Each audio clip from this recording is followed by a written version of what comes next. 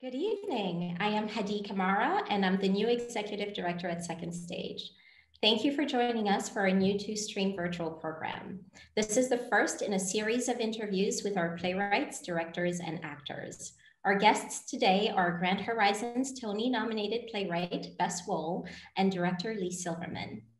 Leigh Silverman is an American director for the stage, both off-Broadway and on Broadway. She was nominated for the Tony Awards for Best Direction of a Musical for the musical Violet, and a Drama Desk Award for Outstanding Director of a Play for the play From Up Here. Bess Wohl is a writer, playwright, and screenwriter. In 2015, Bess won the Sam Norkin Special Drama Desk Award for establishing herself as an important voice in New York theater and having a breakthrough year. Her plays have been produced at theaters in New York and around the country. Her play Grand Horizons was honored with multiple awards, including Tony nominations for Best Play and Best Featured Actress, Outer Critics Circle honor, and a Drama League Award nomination. So without further ado, let's welcome Leigh and Bess. Hello, welcome. It is such a pleasure to have you both here with us this evening. How are you? Doing well, thank you. So nice to be here. Really great to be here, thanks. So where are you zooming from in this virtual world that we all live in these days? I am zooming from Manhattan, my apartment, my writing space, with my children, hopefully staying in the other room, but who knows? How about you, Leigh?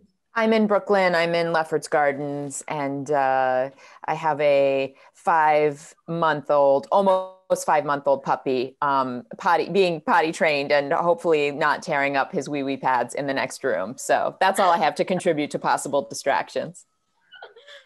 I'm going to ask for pictures at some point. Absolutely, absolutely. He may make a guest appearance. Oh, I would love that. Well, let's jump right in, shall we? So could we start by hearing a little from each of you about your relationship to each other in Second Stage and how your first collaboration on American Hero came about? Should I go first, Leigh? Yeah.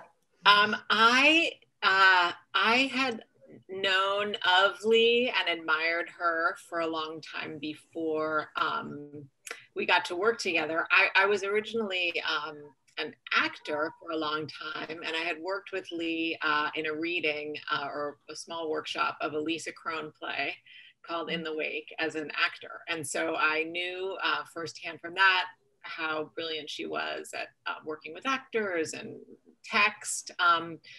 So I just really reached out and said, will you come do a workshop of this play, American Hero? Which was the first play that I ever did with Second Stage, and my first play ever in New York, Uptown. And we worked on it over the summer at Cape Cod Theater Project. And then when we thought of sort of where we would want to do it in New York and what theaters would be welcoming to new work, new writers, taking a risk, we immediately thought of Second Stage as a great home for it. And luckily it worked out. And that was my first show in New York. It was a real thrill. That's great. How about you, Leigh?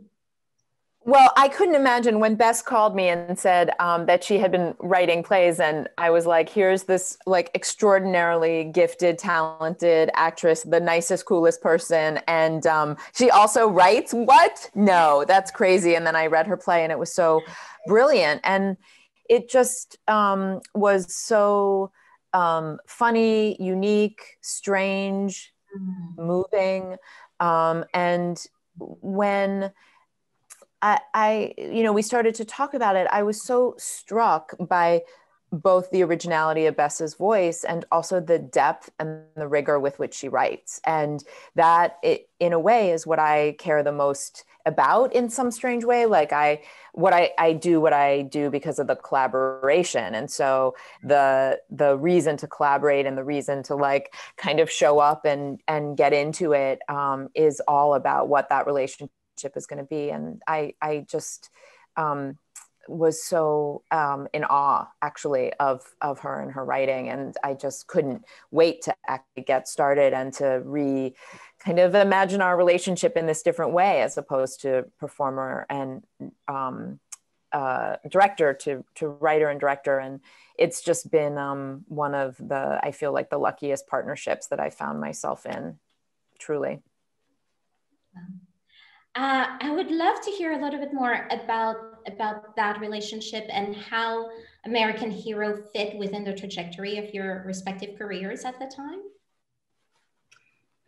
Well, I had never had a play done in New York. I had done some plays out of town, and I didn't really know if and when I would be invited to enter the conversation of New York theater, which was my sort of greatest hope and just everything I wanted.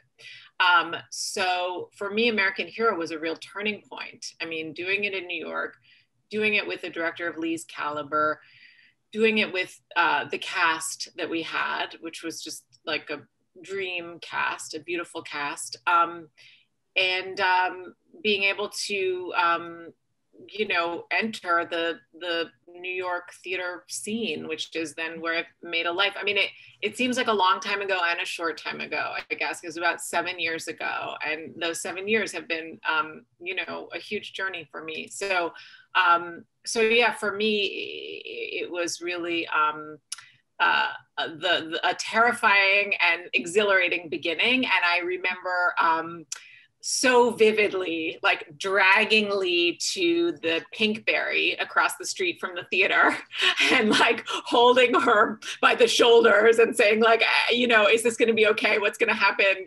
Like, am I going to die? And I couldn't have asked for someone, more just compassionate and who really created. She sort of held me in the experience and created a launching pad where I could sort of both have a good experience with this, but also feel confident enough to continue making work. So to me, that's what the collaboration was about, and that's what Second Stage Uptown gave me, was that springboard into really the rest of my life and career. Thank you. Yeah, I mean, I will just say that working on American Hero, it was such an amazing experience, because on one hand, it was a play that was essentially a workplace comedy. Like, essentially, it was people working at a sandwich shop, and there were all kinds of really extraordinary directorial challenges, like how to have a group of actors make sandwiches on an assembly line in a very short amount of time. So, not only teaching them like kind of what the whole process was, but also like actually they had to make the sandwiches on a stage. So that experience of kind of just the proppage alone, the cheese and the meat and the lettuce and the tomato, and learning how to roll it all up, and all the various like amazing, like delightful, it's making me very nostalgic just to even think about it now. And then also Bess wove this whole other kind of theatrical vocabulary into that play, and was also, there was a deep existential dread that lived inside of that sandwich shop. And so although it had this kind of workplace comedy feel, it was operating on so many different levels. And that was so fun to excavate. And actually, I think in many ways, when you look at the kind of canon of Bess's work over these last years, and sort of just the last one being Grand Horizons, or the most recent, I shall say, it sort of feels like you can feel her like inside of all of those plays, and kind of touching on those themes, and certainly, holding all of it at the same time, the despair, the dread, the humor, and the humanity, and like the kind of way that worked in that play was so amazing.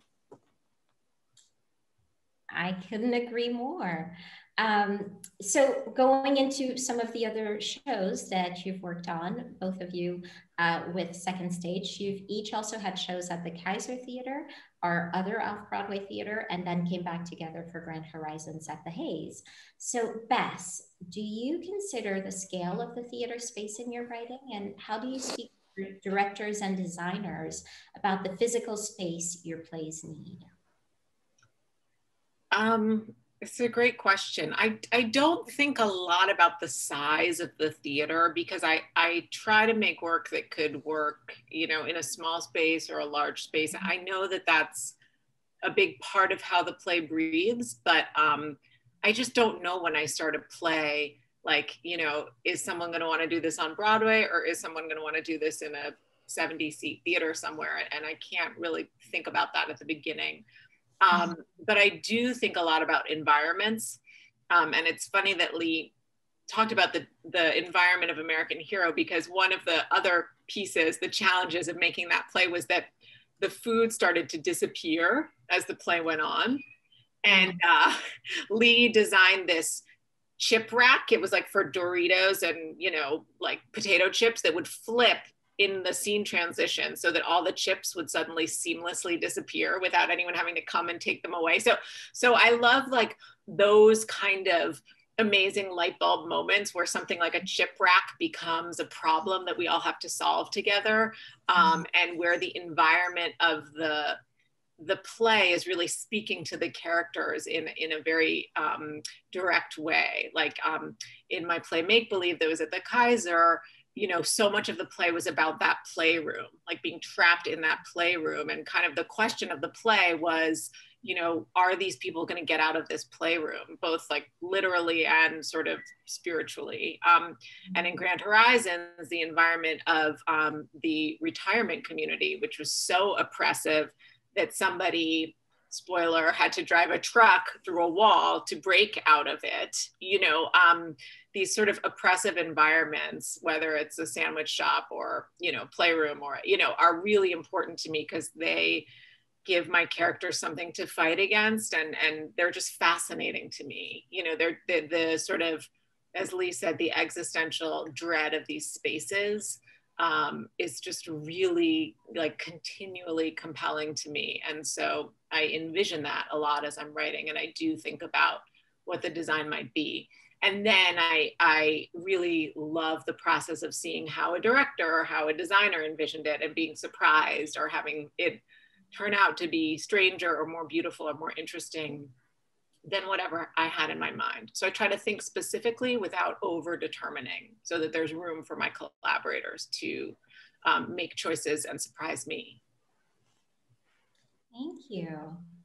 Leigh, can you speak to some of the differences in approach that you take to each space, and what are some of the differences in directing for Uptown versus the Kaiser versus the Hayes?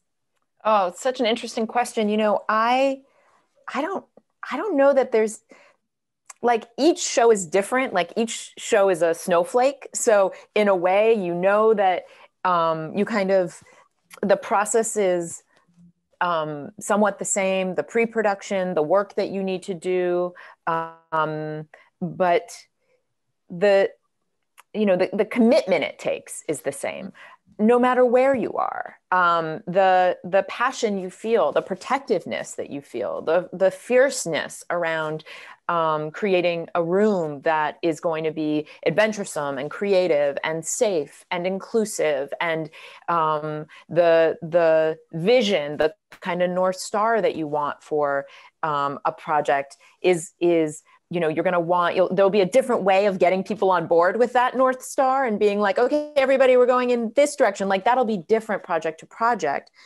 It's always, there will always be that need. And it doesn't matter whether you're Uptown or at the Kaiser or at the Hayes. And I think that I would say for me, again, like, what I care about are the relationships, particularly my primary collaborator, who's the playwright.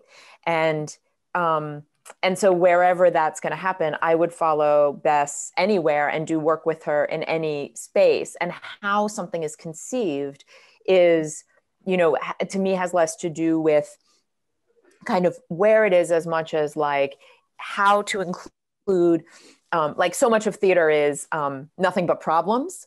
And so no matter where you are, what kind of space you're in, how big it is, whether it's on Broadway or off Broadway or Uptown or, you know, regional, you're just trying to solve the problems or anticipate what they're going to be and then solve for them, is the theater a space where you can highlight the architecture? Is it a place where you have to hide the architecture? Is it a place where there's an enormous backstage so you can have lots of room for scenery? Or is there no backstage and you have to really accommodate for the fact that you have to build wings? So there's practical decisions that go into each space. But the kind of knowing that you have to solve for it and understanding the space, spending time in it, like mind melding with the energy of a space, like no matter where it is, that's kind of the job. That's pretty cool. Thank you. So I would like to shift to Grand Horizons, and I would love to play a minute or two from the first scene before we discuss the development process of the production. So here is the clip.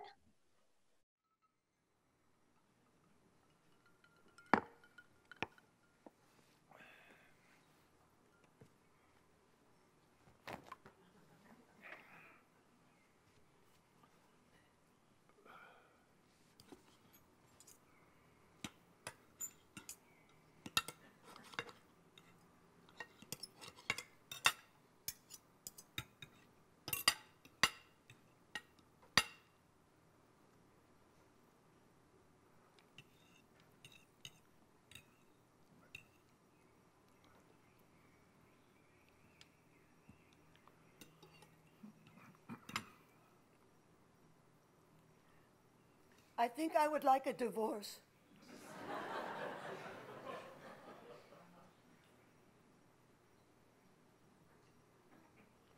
All right.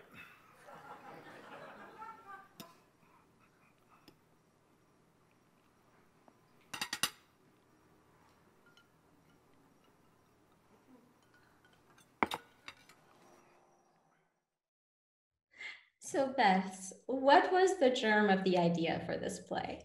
In a way, I think that moment we just watched was the germ of the idea. You know, this moment of clarity that a woman might have in her life that she's not living authentically, and what does that mean?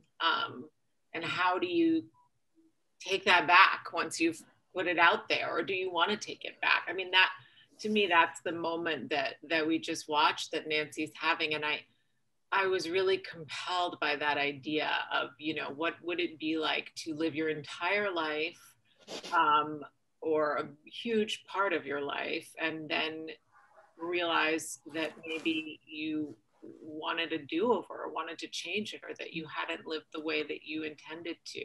And so that idea, and this idea of opening a play with "I want a divorce" from a couple that had been married for 50 years just felt really rich to me. I had friends whose parents had been divorced, and that also inspired me. I started researching late life divorce. I went and visited a bunch of retirement communities and heard the stories of the people who lived there, and that also inspired me. So it was one of those things where the deeper I got into it, the richer and more interesting it seemed to me. I actually had a conversation with Leigh Silverman, who happens to be on this Zoom, where I sort of gently mentioned the idea for the play to her, and she had a very particular reaction, which I think also inspired me to write it, which she can tell you about herself. Yeah, please. Well, it's true. Once Bess told me the idea, I was like, you absolutely have to write it, and this is why. First of all, it's a great idea. And also, my grandfather left my grandmother the day after their 50th wedding anniversary. And it is like a really outrageous, crazy story, and also something that at the time when it happened, I was in my I guess I was in my like early 20s or mid 20s, and I was really angry, and I felt that he had really betrayed the family, and there was a lot around it. And as I got older, and I began to understand, I think, a little bit more what it is like to feel that you missed something, to have regrets, the way that people must balance their commitments to their family and their own personal happiness. And sometimes those are aligned and sometimes those are very different. I also went through my own divorce, and I was struck with how little I understood about how painful it must have been for him. And the complication of that in my own sense of sort of judgment and critique at the time, and having to then, as a person who then as like a more mature adult, was understood that actually the complication that can come from it, and also the crazy set of circumstances for my grandfather, and his desire to leave my grandmother and go off to be a kind of stand-up comedian, and all these things. And then Bess was talking about sort of how she envisioned these characters. And I said, you know, these are real people. I can attest to that. And there is, again, this just like magical elixir combination. And I knew that in Bess's hands, the tragedy and the pathos and the dread and the pain and the humor of that kind of sadness, and then the real depth of hope and grace that Bess was able to find at the end of the play. I just felt like the kind of shaping of the narrative that she wanted to tell, I just was desperate to be on the ride. So I said, please, please write it. And can I work with you on it? Because I think that there's a tremendous opportunity here also to put older people on stage talking about sex, talking about longing, desire, to be thought of and to talk about themselves as sexual beings and creatures. It just feels like it's weirdly not a kind of a taboo issue in the theater. And I found it an incredibly radical thing to watch night after night, the way that audiences were shocked actually to hear Jane Alexander talk about sex, to talk about oral sex. I mean, it's just, it was, I frequently thought like they're laughing because of their discomfort. Like, yes, it's funny what she's saying, but it is also the unfamiliarity that people have with not only desire in women in general, but particularly women of that age. Oh, absolutely. It's such an empowering story.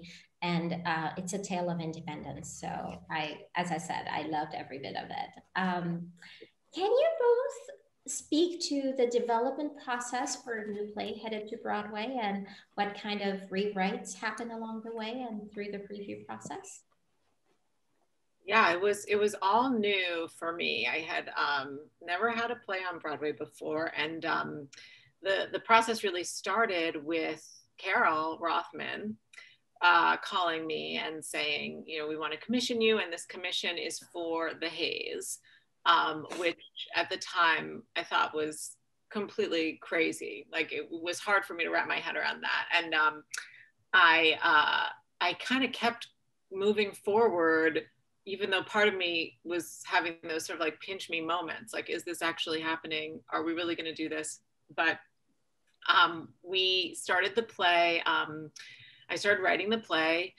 We did some readings and workshops. And then we did a production of the play at Williamstown Theater Festival, because the commission was a co-commission between Second Stage and Williamstown. And that was great because we had an out-of-town sort of tryout. I don't know if that's what you would call it, but it was a production out of town that allowed us to see the play in 3 dimensions and get a sense of how audiences reacted. Because I think particularly with a comedy, the audience really is the scene partner, you know, and until you have the audience there, you just don't know what the rhythm of the play is going to be. You don't know what people are going to find funny, what they're not, you know, we just had no idea. So we learned a lot at Williamstown.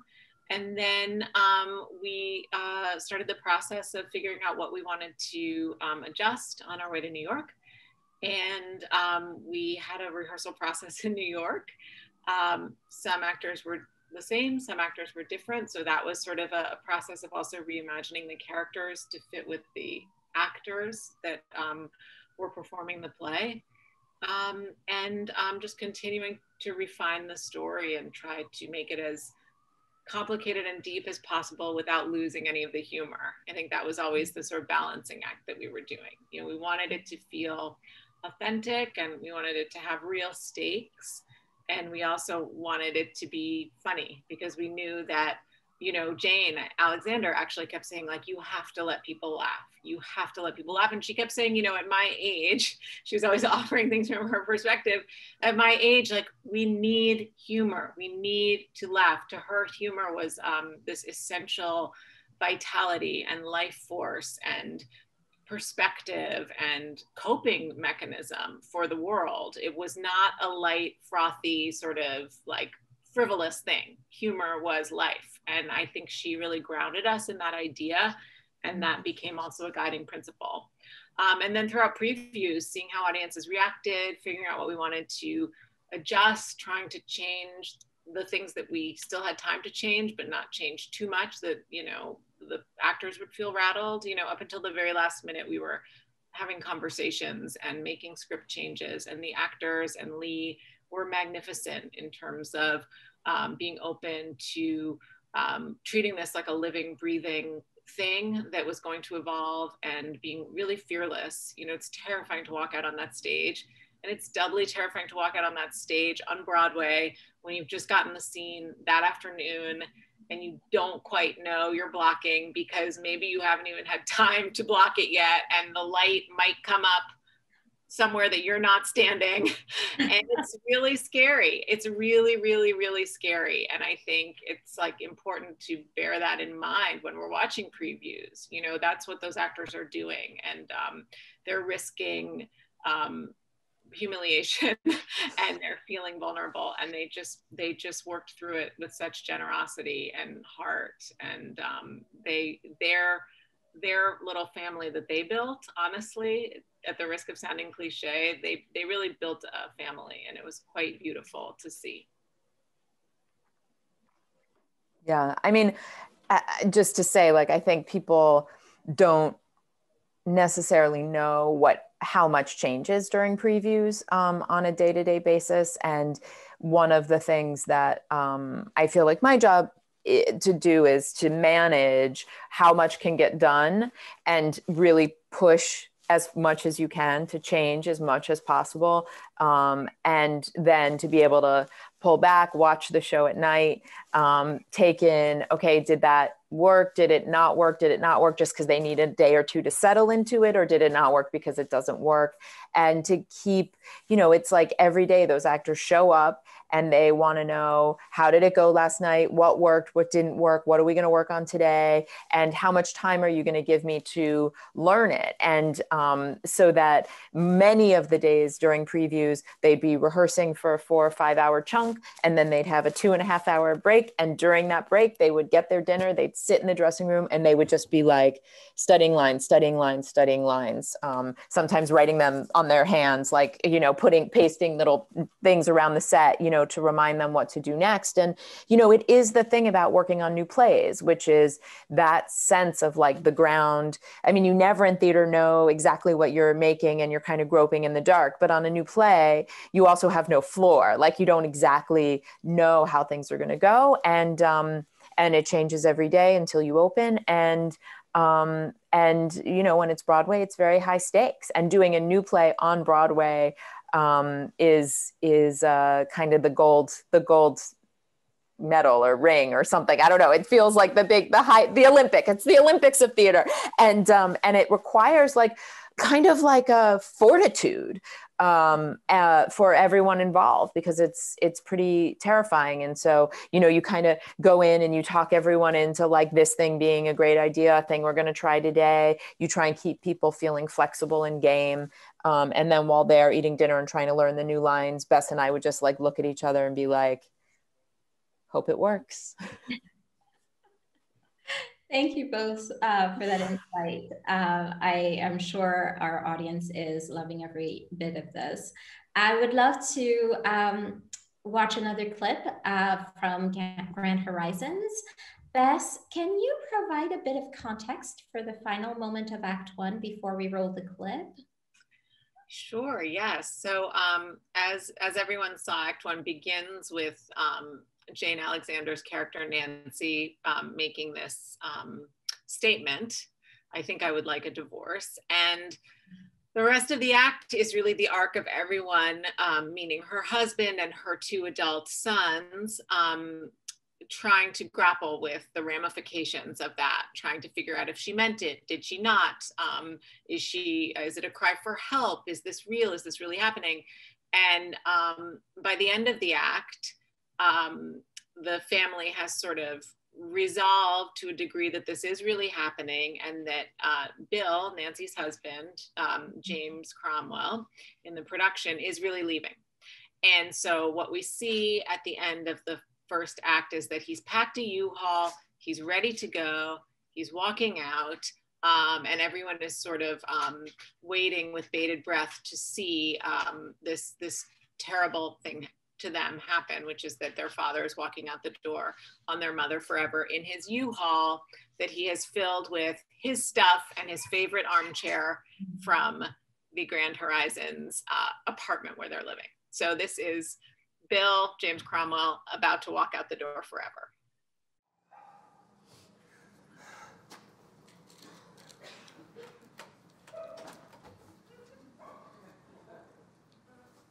Is that your U-Haul? I have to return it at 12. You better get going. I better.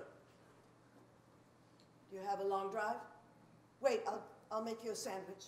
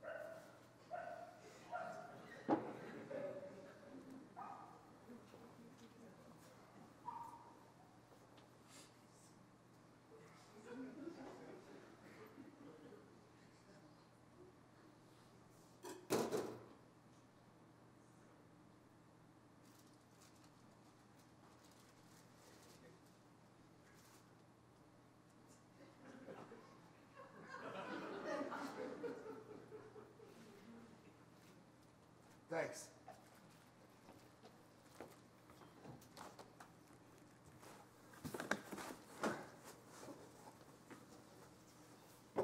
I'm sure we'll talk.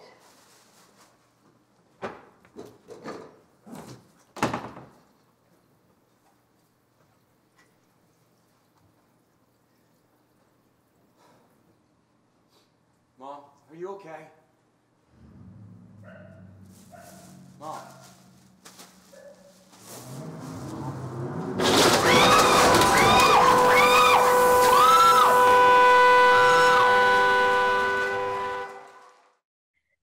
Can I just say, wow, I did not see that moment coming when I was watching the show. Leigh, can you speak to how you pulled off this moment? Yeah, you know, I really have to thank the genius that is Clint Ramos, who is our set designer. He really figured out how to do it with the production team at Second Stage. And Clint and I have done, I don't know, 15 shows together, 16 shows together. He's one of my most favorite collaborators. And when he first read this script, he was like, U-Haul crash, huh? Like, all right. Like, I think that in a way, like he likes the challenge. So, so we gave it to him. And, you know, it was a very, I will just say one of the things that is the most incredible about, there's so many things to say about this. So I could like really spend the rest of the time talking about the crash, but I will say two things. The first is that the stage management crew and the props crew backstage, what they had to achieve at intermission when that curtain came down went from full destruction to a fully replaced kitchen wall, and all of the props that were in the kitchen had to be removed. So not only did all of the destruction have to be cleaned up, but also everything that was sort of there and in place had to be removed. Things had to be taken off of the wall, all of the decorations, like everything. So it was like a massive, massive all hands on deck endeavor. And on our dress rehearsal, I think the intermission shift, the changeover from act 1 to act 2 took over 30 minutes. And by the time we opened, we were running at a regular intermission time. And that is so extraordinary. So I just have to really like say that not only did we have to achieve the crash, but we had to achieve the after effect, which was in some ways harder than the crash itself. The crash itself was very difficult to execute in a way that was that made it seem like the thing that happened had happened, which is that he had reversed instead of driven. Whether he did it on purpose or not, we don't know. But how to make something like that feel real when actually, obviously, it's not. And one of Clint's great thoughts about this was that it's not so much about the U-Haul as it is about the impact of the damage.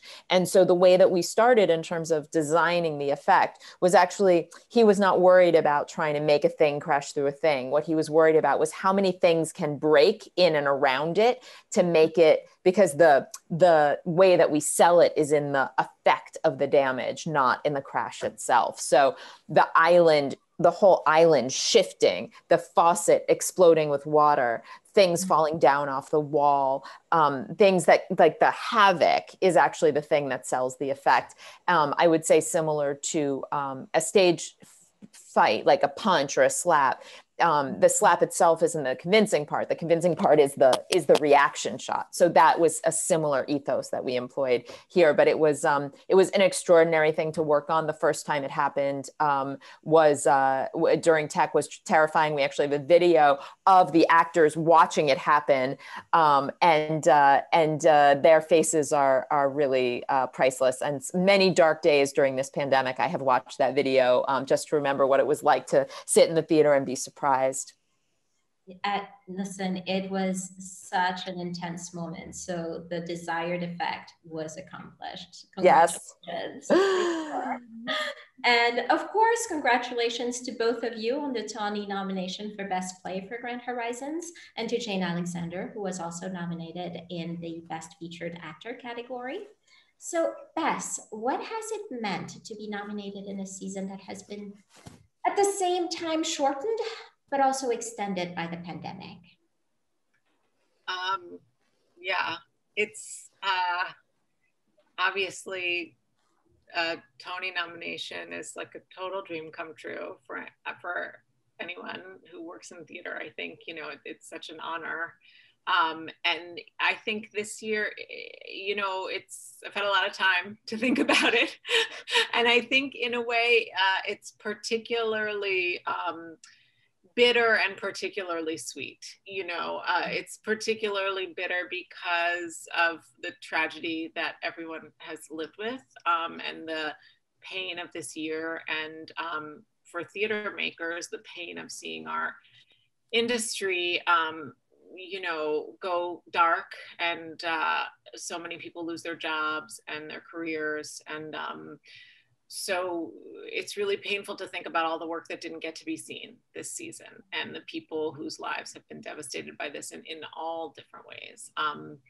And then, you know, I've thought a lot about the sweetness too, which is that something about making live theater feels so much more precious even than I knew it was, in the sense that it can be taken away from us so quickly, you know, more quickly than I realized. And so I think, you know, the experience of Grand Horizons has been this thing that's really sustained me, you know, as Leigh said, watching that video. But, you know, we've all kind of remained in touch as a company, the actors and Leigh and myself. You know, we've really stayed in each other's lives, I think, even more than we would have if not for this pandemic. I think without this pandemic, we would have all like appreciated the experience, but gone on to different things. And this has really, in the wake of this terrible, terrible thing, has brought us together and made me even more grateful for the experience of doing Grand Horizons at the Hayes than I think I would have been. So, so yeah, it's a million different things at once, I guess. No, I can appreciate that. Leigh, how about you? What is your perspective on what a Tony nomination means in a career? Yeah, I mean,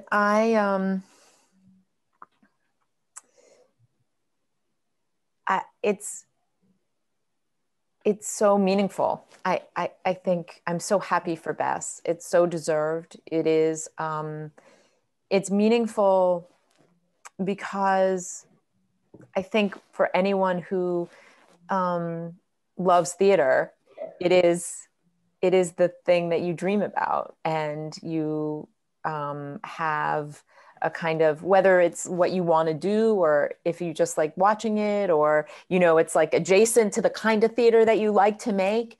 It is what we have as the the moment to celebrate and come together as a community. And I mean, I feel like awards, they're tricky, they're never fair, they never feel just, they never feel right. And simultaneously, Bess's is.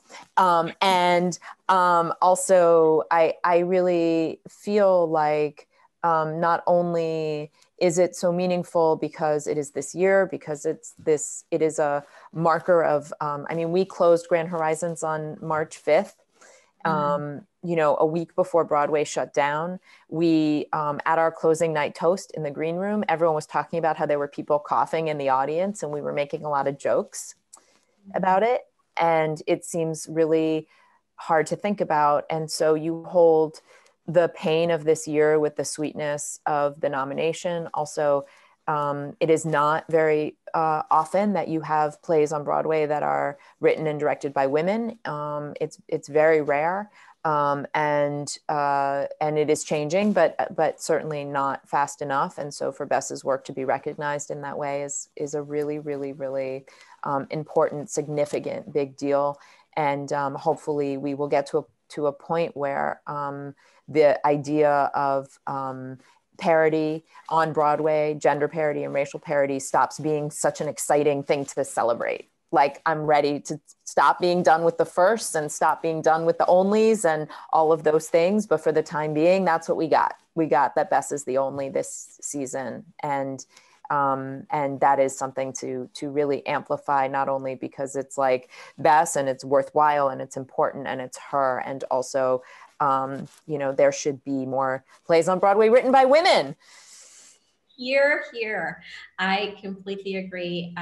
It is a moment to celebrate, but I also agree with the fact that, let's get to that day where parity is something that is just an accomplished fact. Yeah, so. Right? Like, wouldn't that be amazing if we could just be like, oh, look, another season of parody? I mean, can you imagine? I would be okay with that. I know, right? That. Well, if we can go back in time a little bit, if either of you could go back in time and speak with yourselves on the first day of rehearsal for American Heroes, what advice would you give each other? Oh my gosh. I thought you were going to say, what advice would you give yourself? Oh my God. I have a lot of advice for myself, but for Leigh, I don't know, because I always felt like Leigh really had everything very, very, very well in hand and didn't really need my advice. So I don't entirely know what advice I would give Leigh, except I don't know that, I think that in a way, this is kind of a non-answer, but you can't, you can't. You have to just live in the moment that you're in and make the best of the moment that you're in and do the best with it, and I don't know that I would have gone back and done anything differently for myself or wanted Leigh to do anything differently, because that's how we arrived where we were.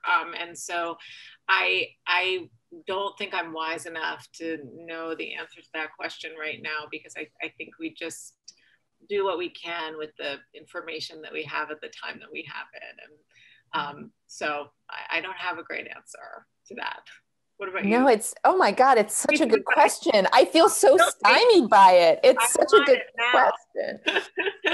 I mean, I don't have much to offer except that, like, I think I knew that Bess was a playwright that was gonna change the American theater. You know, I knew it at the time, and I think that that we were both at the time, like, you know, living in that world of, it was her first play. And I guess it wouldn't be advice necessarily, but I wish I could go back and be like, ladies, it's gonna be fine. You know, like, cause I think we were like, it's her first play. And like, there was all this excitement and terror around it. And I guess I just, you know, that, I don't know if that's advice, but like, I do feel like it's hard to, I don't know firsthand as a writer, but the feeling of trusting yourself and your vision, and your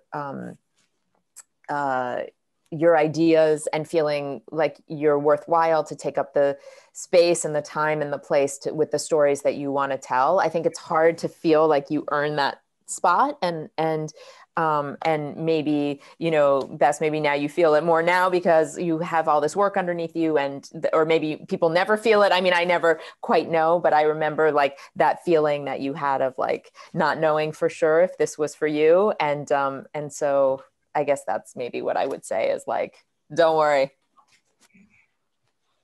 Good advice. I could still use that advice, honestly. I really could, because I question everything. I'm just like a constant, you know, and, you know, that's good and bad, as we all know. It's a mixed blessing. I was on a Zoom yesterday morning with a class, and one of the questions was, at what point did you stop doubting yourself? And I was like, Never, literally never. Or she said, when did you get over having imposter syndrome? And I was like, are you kidding? Before I called into this Zoom, I was like, why do they want to talk to me? Thank you both. These are great answers. One final question before we answer some of the questions from the chat, which we've received some great questions as well there. What projects are you working on next? And how has the shutdown affected you creatively? Leigh, you want to go first? I feel like I've gone first every time. Okay. I mean, the pandemic has been quite challenging. You know, I would say you know, one of the things that I would say is a tangible form of how difficult it is that I've lost my health insurance for the first time in 15 years. And that is really difficult and painful. Many of my colleagues, people who work very consistently, you know, without having a year's worth of work and contributions to our health insurance, have lost it. And that is a real thing that is happening. Also, the kind of sense that I feel from the theater community of that the world is starting back up except us.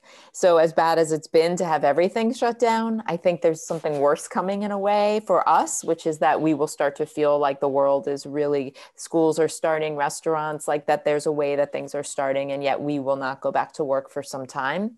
And that will be, I think, very painful also to the community, particularly the Broadway community, I think will be the last corner in many ways to reopen. And I think that is ahead of us still in terms of the despair that we face. I will say I have been very lucky during the pandemic in that I've been able to stay in contact with many of my collaborators, continue to work on projects. I have a play that I'm doing at the Goodman when theater reopens. I have a musical at the Public Theater that was supposed to happen last year that will happen. I worked on a couple of little Amazon jobs and shot some things actually during this time. I've done a few Zoom readings like everybody, a couple of benefits. And I think that as we start thinking about coming back, it's a very interesting unfolding that has to happen, I think, for all of us, of optimism and hope, because I think we have felt time and time again over the last 12 months, the sense of the rug being pulled out from under us. And when we start to trust, and when we start to really plan, and when we start to be able to say, like, yes, I have dates on the calendar and they're not going to change. I mean, that feels still a little bit like a dream. So I'm still waiting for those dates, as opposed to the like, maybe, and I can feel like my self-protectiveness, like hardening or hardened. And I know that will have to also come down. So I think that's also some of the work that we're all, will be in front of us to do. Right. Yeah, I totally agree with what you're saying, Leigh. We're all, I mean, everyone, theater or not theater, but in a particular way, I think theater is going to have a long path back. For me, the grace of being a writer, in a way, is that I do get to do my job still when I'm alone at home, trapped in my apartment with, in my pajamas. So that's the sort of plus side.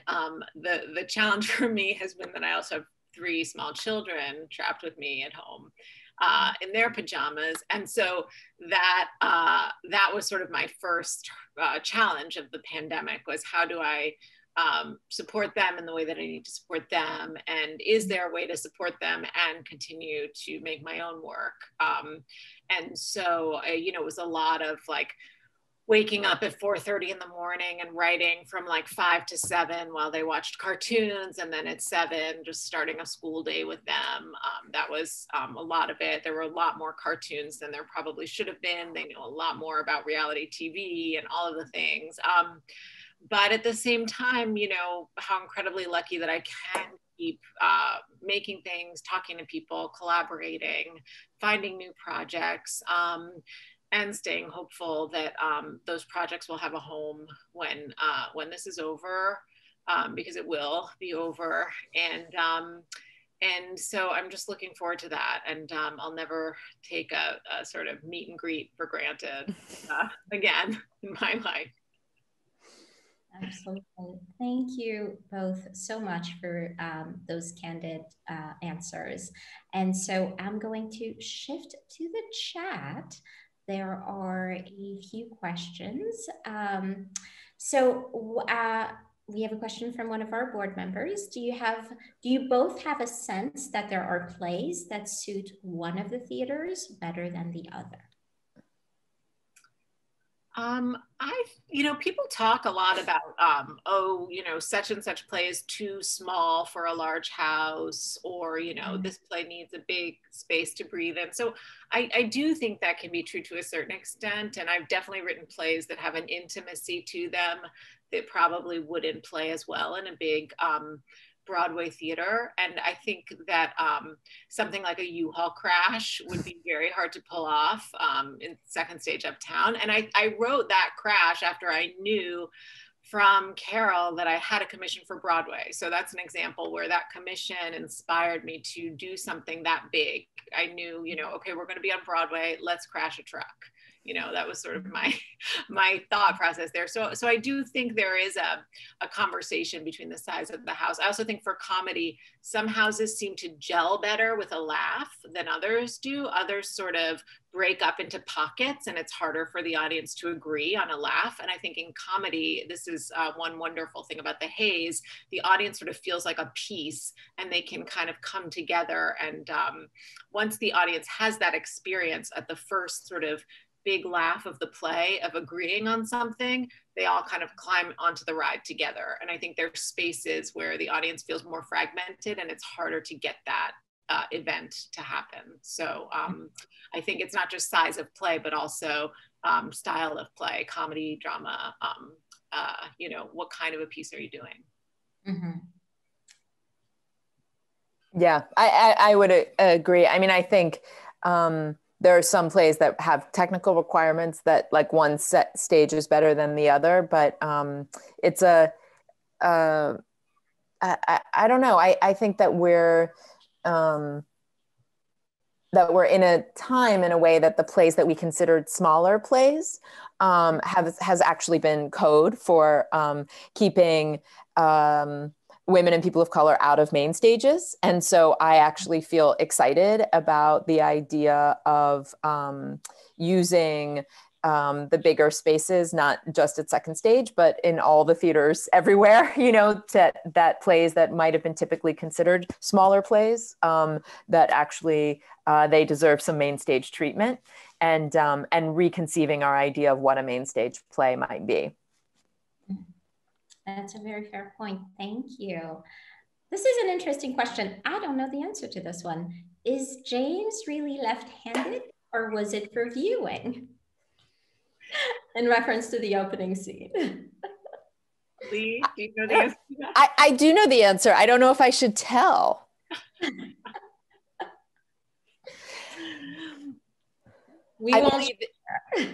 I believe he has enough showbiz in him that I think he switched it up. I never knew that, actually. He fooled me, actually. That's James, though. He's always willing to go that extra mile. He really is. He really is. All right. I have one more question from another member of our audience tonight. So I'm just going to read it. It says, when I watch the scene from the perspective of this pandemic, I wonder either of you are considering how the pandemic might force and speed up some of these emotional come to the table moments, because watching it now, it seems unimaginable to wait to do anything. It's a great question.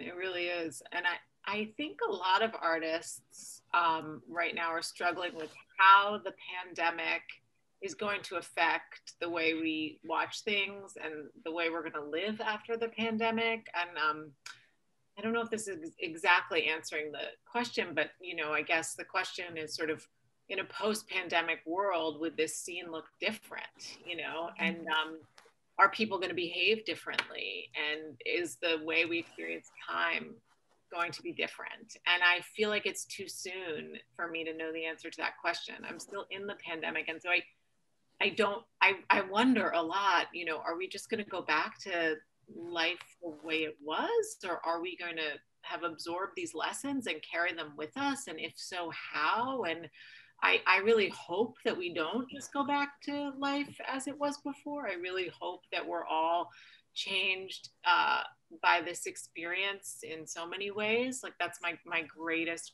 hope. And I think a lot of important things have come to the surface during this time. So I don't know what time and rhythm and how much easier it will be to say our truths quickly post-pandemic. I don't know what that will look like. And for that reason, a lot of the stuff I'm writing right now is actually set in the past. Like, I'm writing a play that's set in 1938 because I feel like I know what 1938 sort of, or I can imagine what 1938 looked like, but I can't imagine what, you know, September 2021 is going to look like yet. That's a fair point. Any thoughts, Leigh? No, I thought, yeah, that's exactly right. It's so hard to picture. And yet, you know, you watch television shows that are shot now with people wearing masks and you're like, this is weird, but I'm glad at least they're acknowledging it. And then you look at shows, you know, like, I don't know if you watch an episode of The Office or something, which maybe I have during this pandemic, you know, and then you're just like, that feels weird because like they're touching and they're like holding hands and they're like, he's like leaning over the desk and like breathing in her face, you know, and then that feels weird. So I think, you know, how we deal with each other, but I do think that there is hopefully some central agreements about, you know, the way that we're going to move forward that hopefully has come out of this time. Thank you. You know, I have one last question again, and it is, what do you think they each did at the end of Grand Horizon? I mean, that might be my little secret. I really intentionally wanted to end the play on a question mark. I really wanted us to not know if the moment of connection that they have at the very, I knew that the play had to end with them having a connection, a true human connection for the first time. And in a way, you know, they're silent in that scene at the very beginning that we saw. And I feel like we work through the entire play just for them to be able to talk to each other. That's really what the play is about, is two people talking to each other for the first time. So whether that moment of talking to each other blossoms into something more, a reconciliation, or whether that moment of talking to each other is more about, you know, I bless this experience with you and I now can move on and it's closure, I'm sort of agnostic about. And in fact, I will say, I think the two actors in that role, those roles, Jane Alexander and Jamie Cromwell, had different opinions of where the relationship went from there. I do not completely. So I will say you can have two people playing it who do not agree with each other on whether Bill and Nancy ultimately reconcile. Thank you. I have my thoughts on whether they reconcile or not. I'm a hopeless romantic, so I'm hoping that they did reconcile. That's the way I think of it. But Leigh and Beth, thank you so much for spending this time with us and sharing so much about your careers and what you're currently thinking. Conversations like these remind us of the impact of theater, and we're eager to be able to have plays on stage and in person again soon. Thank you so much. And thank you to all of you for joining us tonight. Please remember to check out our next two-stream conversation on March 23rd with Second Stage trustee and former playwright in residence, Roberto Aguirre-Sacasa, and playwright Alexis Shear. Good night, everyone. Thank you again. Thank you, Heidi. Thanks. Good night, everyone. Bye.